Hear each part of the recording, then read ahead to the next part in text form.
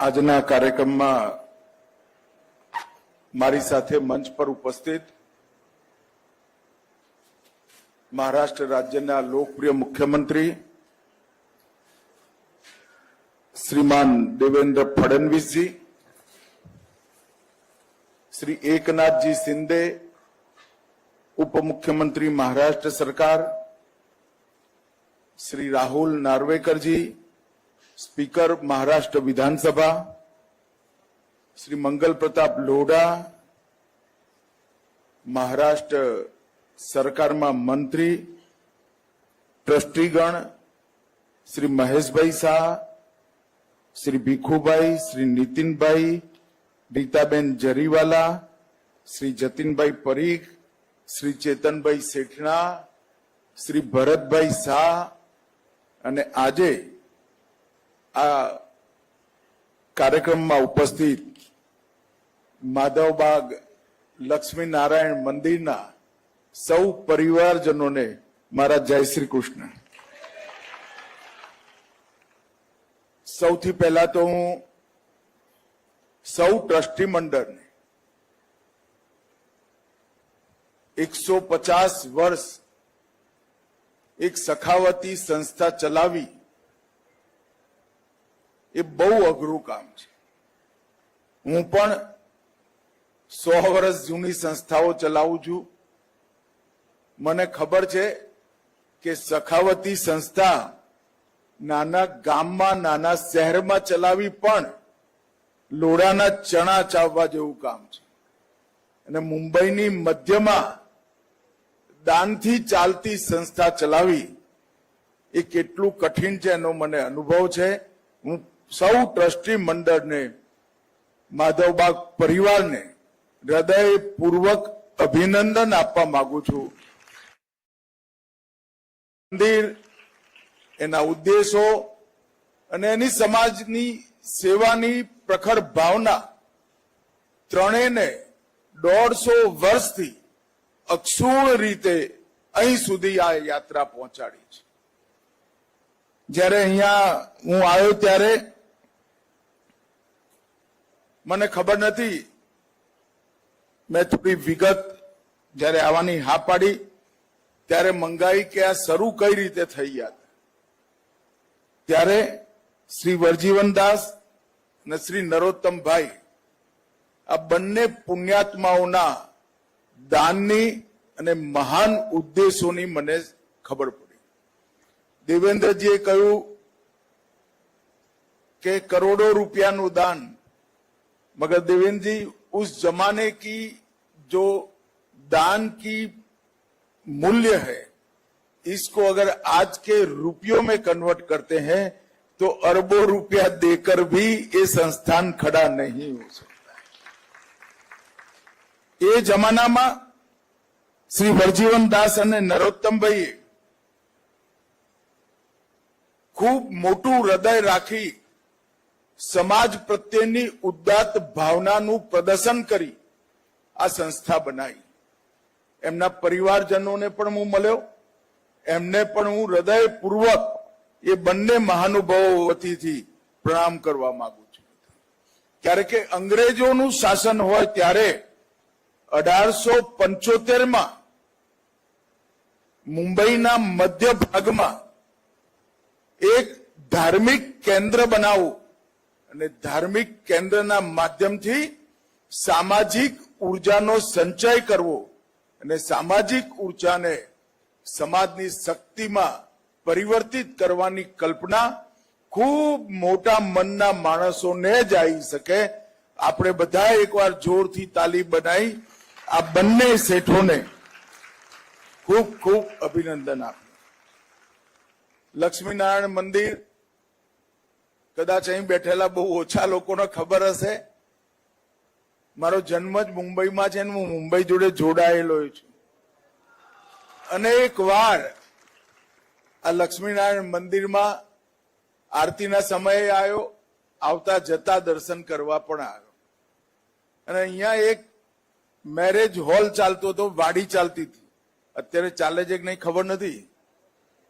ત્યાં સેંકડો મધ્યમ વર્ગીય પરિવારોના બહુ ઓછા ખર્ચમાં લગ્ન થાય એવી વ્યવસ્થા આ માધવબાગ ટ્રસ્ટે કરી અને મારી ત્રણ બહેનોના લગ્ન આજ માધવબાગની વાડીમાં થયેલા. દશકો પહેલાની વાત છે. એ વખતે એક નાનો હોલ હતો, એક મોટી અહીંયા પ્રાંગણ હતું, ઉપર બંને બાજુના ઉતારા આપવાની જગ્યાઓ હતી. મને હજી બરોબર યાદ છે, 4 દશક પહેલાની વાત મને બરોબર યાદ છે. એ વખતે મધ્યમ વર્ગીય પરિવારોને લગ્ન કરવા માટેનું સૌથી ઉત્કૃષ્ટ સ્થાન અગર કોઈ હતું તો આ માધવબાગની વાડી. અહીંયા અનેક પ્રકારની સામાજિક પ્રવૃત્તિ પણ ચાલી. વાસ્તુ શિલ્પ એનું એક અદભુત, એ મૂર્તિને મેં તો નાનપણથી ધ્યાનથી જોઈ છે. ખૂબ સુંદર ભાવ સાથે, અને કલાકારના બધા ભાવ મૂર્તિ પર પ્રતિકૃતિ રૂપે દેખાય એ રીતે આ મૂર્તિઓની રચના થઈ અને શુદ્ધ શાસ્ત્રોક્ત રીતે અત્યાર સુધી પૂજાની પરંપરા જળવાઈ રહી છે. કારણ કે હું પૂજા કરીને આવ્યો છું એટલે મને ખબર છે. અને હું તો મારો જન્મ જ વૈષ્ણવ પરિવારમાં થયો છે. શુદ્ધ વૈષ્ણવ પરંપરા પ્રમાણેની પૂજાની પદ્ધતિ આજ પણ જારી રાખી. શૈક્ષણિક કામો, ગીતાનો અભ્યાસ, એક જમાનામાં સંસ્કૃત વિદ્યાલય પણ ચાલતું હતું. અનેક પ્રકારની સામાજિક પ્રવૃત્તિઓ અહીંયા ચાલુ રહી. સુચિતા, સંતુલન અને સત્કર્મ, આ ત્રણેયની ત્રિવેણી આ માધવબાગ ટ્રસ્ટ બની. મિત્રો, 150 વર્ષ આ પરંપરા ચાલુ રહી એ નિશ્ચિત રૂપે ટ્રસ્ટીઓ માટે ગૌરવની વાત છે. પરંતુ આ 150 વર્ષની ઉજવણી પૂર્વજો જે કરીને ગયા છે એનો આનંદ મનાવવાથી ના કરે. આ 150 વર્ષથી 200મા વર્ષની ઉજવણી થાય ત્યારે આ ટ્રસ્ટનું કેવા પ્રકારનું સ્વરૂપ હોય એ વિચારવાની જવાબદારી ટ્રસ્ટીઓની છે. શું આપણે આ ટ્રસ્ટને મધ્યમ વર્ગના સમાજની બધી ચિંતાઓ દૂર કરવા વાળા એક ધાર્મિક કેન્દ્રમાં પરિવર્તિત કરી શકીએ? શું આપણે આ ટ્રસ્ટને પોતાની માતૃભાષા અંગ્રેજી મીડિયમમાં ભણી ભૂલતા બાળકોને પોતાની માતૃભાષા ફરીવાર શીખવાનું કેન્દ્ર બનાવી શકીએ? આજે તો કોઈ ગુજરાતી ઘરમાં જઈએ તો અંગ્રેજી ના આવડતી હોય તો તમે અતડા પડી જાઓ એવી સ્થિતિ આવી ગઈ. મા બાપ પણ બાળકો સાથે ગુજરાતીમાં વાત નથી કરતા. ગુજરાતી હોય, હિન્દી હોય, પંજાબી હોય, કોઈ બી બાળક કોઈ પણ માધ્યમમાં ભણતું હોય, મીડિયમમાં ભણતું હોય, એને પોતાની માતૃભાષા શીખવાનું કેન્દ્ર શું આપણે આ માધવબાગને બનાવી શકીએ? અહીંયા આપણા ધર્મ ગ્રંથોનો એક આછેરો પરિચય, ગીતા હોય, ઉપનિષદ હોય, વેદ હોય, એમનો એક આછો પરિચય વ્યક્તિને કરાવવાનું, કિશોરોને, યુવાનોને કરાવવાનું સેન્ટર આપણે માધવબાગને બનાવી શકીએ. એકવાર તમે પરિચય કરાવી દો એને ગીતાનો, કઠ ઉપનિષદનો, તૈત્રેય ઉપનિષદનો, ડૂબકી મારવાનું કામ એ બાળક જાતે કરશે, તમે ચિંતા ના કરતા. પરંતુ એનું એક કેન્દ્ર બનાવવાનું કામ શું આ માધવબાગ થઈ શકે? અનેક પ્રકારની મેડિકલ રાહત કરવાનું કામ ડાયાલિસિસ સેન્ટરથી માંડી અનેક પ્રકારના મોંઘા સાધનોની ઉપલબ્ધિ અહીંયા પર કરી આપણે મધ્યમ વર્ગના બીમાર સૌ નાગરિકોના માટે એક સંજીવની કેન્દ્ર અહીંયા બનાવી શકીએ. આપણે અહીંયા પર વિખરાયેલા પડેલા ગુજરાતી, મારવાડી સૌ પરિવારોને એકત્રિત કરી એનું ગુજરાતી મારવાડી સંસ્કૃતિનું કેન્દ્ર આ માધવબાગ બને એ પ્રમાણે નો વિચાર માધવબાગના ટ્રસ્ટીઓએ કરવો જોઈએ. ખૂબ સંપત્તિ પુરખાઓ મૂકીને ગયા છે. ક્યાંય કાયદાકીય ઝઘડામાં પડી છે, કોઈ વિવાદમાં પડી છે. પુરુષાર્થ કરી અને ટ્રસ્ટની સંપત્તિ સાચ અર્થમાં બનાવી અને ટ્રસ્ટની ઇન્કમનું વૈજ્ઞાનિક આયોજન કરી આ બધી ગતિવિધિ નવા 1 રૂપિયાના ડોનેશન વગર થઈ શકે એવું મારું બહુ સ્પષ્ટ માનવું છે. અને આ કરવા માટે હું સૌ ટ્રસ્ટીઓને અપીલ કરવા માંગુ છું કે માધવબાગને ફરી એકવાર મુંબઈ શહેરનું એક ધમકતું ધર્મ માટેનું, સમાજ જીવન માટેનું, સામાજિક કામો માટેનું અને આરોગ્ય માટેનું એક કેન્દ્ર બનાવવાની દિશામાં આપણે આગળ વધીએ તો આવનારા દિવસોમાં આ 150મી જયંતિ તો જરૂર ઉજવો. મારી ખૂબ ખૂબ શુભેચ્છાઓ છે. પણ 200મી જયંતિ ઉજવાય ત્યારે જે આશય આ બંને શેઠોએ નક્કી કર્યો છે દાન આપતી વખતે, એની 100% પૂર્તિ કરવાનું કામ આપણે કરી શકીશું. મિત્રો, કાલે જ દેશના વડાપ્રધાન નરેન્દ્ર મોદીજીના વડાપ્રધાન પદ સંભાળવાથી 11 વર્ષ પૂરા થયા.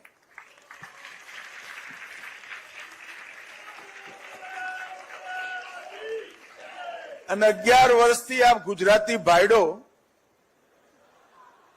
દેશના વિકાસને સમર્પિત રીતે દેશની વિકાસ યાત્રા આગળ વધારે. મારે અત્યારે દેશના વિકાસ માટેનું ભાષણ નથી કરવું. શિક્ષણના ક્ષેત્રમાં શું થયું, નિવેશ કેટલો આવ્યો, 11મા નંબરથી 4થા નંબરની ઇકોનોમી બની ગયા. ભવિષ્યમાં 2047માં દુનિયામાં ટોપ પર જવાનું આપણું લક્ષ્ય છે. દેશને બધી જ રીતે સુરક્ષિત કર્યો અને જેને જેને સુરક્ષા તોડવાનો પ્રયાસ કર્યો એને ઘરમાં ગોદડામાં મોઢું ગાલી રોતા ના આવડે એવી સ્થિતિ કરી. આ બધી વાતોનું એક પોતપોતાની જગ્યાએ મહત્વ જ છે, પરંતુ સૌથી મોટું મહત્વ કોઈ એક વાતનું હોય તો નરેન્દ્ર મોદીએ આ દેશના ભારતીયને ભારતીય હોવા પર ગૌરવ અનુભવ થાય એવું કામ.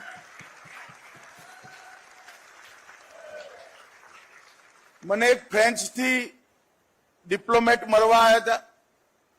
એને મેં સમજતા જ પૂછ્યું, ભાઈ આ 10 વર્ષ થયા હતા, 10 વર્ષમાં શું ફરક પડ્યો? તો એને કહ્યું કે અમે લોકો તો પાશ્ચાત્ય દેશના છે, અમને વ્યાપારની જ ભાષામાં વાત કરતા આવડે. નરેન્દ્ર મોદીએ ભારતના પાસપોર્ટની કિંમત બહુ ઊંચી કરી નાખી. ભારતના પાસપોર્ટ સાથે કોઈ પણ એરપોર્ટ પર તમે જાઓ તો પહેલા જે ભાવ હતા એનાથી બિલકુલ વિપરીત સ્વાગતના હાસ્ય સાથે અને ઉમરકાના ભાવ સાથે વેલકમ ફ્રાન્સ કહેતા થઈ ગયા. આ જે પરિવર્તન થયું એની સાથે સાથે વર્ષોથી અનેક પ્રશ્નો ઉકલ્યા વગરના, અને એક હું નથી માનતો કાયદાકીય ગૂંચના કારણે નતા, દ્રઢ રાજનીતિક ઈચ્છા શક્તિના અભાવથી એ પ્રશ્નો હતા. 550 વર્ષ પછી અયોધ્યામાં ભગવાન રામ તંબુમાંથી ભવ્ય મંદિરમાં બેસે એના માટે રાજકીય ઈચ્છા છે. ઔરંગઝેબે તોડેલો કાશી વિશ્વનાથનો કોરિડોર ડંકાની ચોટ પર બનાવી આજે કાશી વિશ્વનાથનું મહિમા મંડન કરવાનું કામ એ દ્રઢ રાજનીતિક ઈચ્છા છે. દુનિયાભરમાં આજ યોગની પૃચ્છા થાય એ રીતે આપણું વિજ્ઞાન દુનિયાના ઘરે શીરાની જેમ ઉતારવાનું કામ નરેન્દ્ર મોદીએ કર્યું. દુનિયાભરના બધા જ હેલ્થ સાથે આરોગ્ય સાથે જોડાયેલા લોકો આયુર્વેદ શું છે એ જાણવા માટે આજે ભારતમાં આવે છે. એ પરિવર્તન નરેન્દ્ર મોદીએ કર્યું. અને વર્ષોથી એક લઘુતા ગ્રંથિથી પીડાતા ભારતીય સમાજને એમને 10 જ વર્ષની અંદર 2047માં દરેક ક્ષેત્રમાં ભારત વિશ્વમાં સર્વપ્રથમ હોય એ આત્મવિશ્વાસ ભરવાનું કામ પણ આપણા નરેન્દ્ર મોદી. અને આ 10 વર્ષ, આ 11 વર્ષ એક પ્રકારથી દેશના ઇતિહાસ જ્યારે પણ લખાશે એમાં સુવર્ણમય અક્ષરોથી લખાવાના. અને હવે ભારતે ના પાછુવારી જોવાની જરૂર છે, ના અવરોધોથી રોકાવાની જરૂર છે. કોઈ પણ અવરોધ હોય એ પાર કરી જવાનો ઘટનાક્રમ, પરંપરા અને પદ્ધતિ નરેન્દ્ર મોદીએ સુનિશ્ચિત કરી દીધી છે. અને મિત્રો, ઓપરેશન સિંદૂરે આખી દુનિયામાં એ એક ચૂટકી સિંદૂરનું મહત્વ ખબર નથી કે આ સિંદૂરનું મહત્વ શું છે. આપણી માં, આપણી બેન, આપણી દીકરીના માથા પર એક સિંદૂરની લકીર એના જીવનમાં કેટલી મહત્વની છે એ દુનિયાને ખબર નથી. સર્જિકલ સ્ટ્રાઇકનું નામ ઓપરેશન સિંદૂર આપ્યું. એ દિવસે 10 કરોડથી વધુ સર્ચ સિંદૂર શબ્દ માટે હતી દુનિયામાં કે આ સિંદૂર શું છે. પણ એ લોકો હજી સમજી નહીં શક્યા, હજી એ નહીં સમજી શક્યા કે સિંદૂરનું મહત્વ શું છે. નરેન્દ્રભાઈએ જે નરાધમોએ આ કૃત્ય કર્યું હતું, એમના ઘરમાં જઈ એમના હેડક્વાર્ટર તોડી આપણી દેશની માતૃશક્તિનું માથું ગૌરવથી ઊંચું કરવાનું કામ નરેન્દ્ર મોદી. મિત્રો, આવનારા દિવસોમાં 2047 સુધીમાં ભારત વિશ્વમાં સર્વપ્રથમ બને એ દિશામાં આપણે સૌ આગળ વધી રહ્યા છે. ભગવાન લક્ષ્મીનારાયણના આશીર્વાદ સમગ્ર દેશની 130 કરોડની જનતાને મળતા રહે. અને માધવ વાઘ, મારી વાત હું ટ્રસ્ટીઓ આગળ મૂકીને જઉં છું. ક્યાંય જરૂરત હોય તો દેવેન્દ્રભાઈએ વચન આપ્યું છે, એ વચનના પાકા છે, મદદ કરશે તમને. ક્યાંય મદદની જરૂર હોય તો જરૂર જજો. પરંતુ જ્યારે 200 વર્ષ માધવબાગના મનાય ત્યારે આ જગ્યા, આ મંદિર ધર્મ, સમાજ સેવા, માતૃભાષાનું શિક્ષણ, સ્વાસ્થ્ય અને આધ્યાત્મનું કેન્દ્ર બની ઉપસે. એ જ મારી શુભેચ્છાઓ. આપ સૌને મારા જય શ્રી કૃષ્ણ. વંદે માતરમ.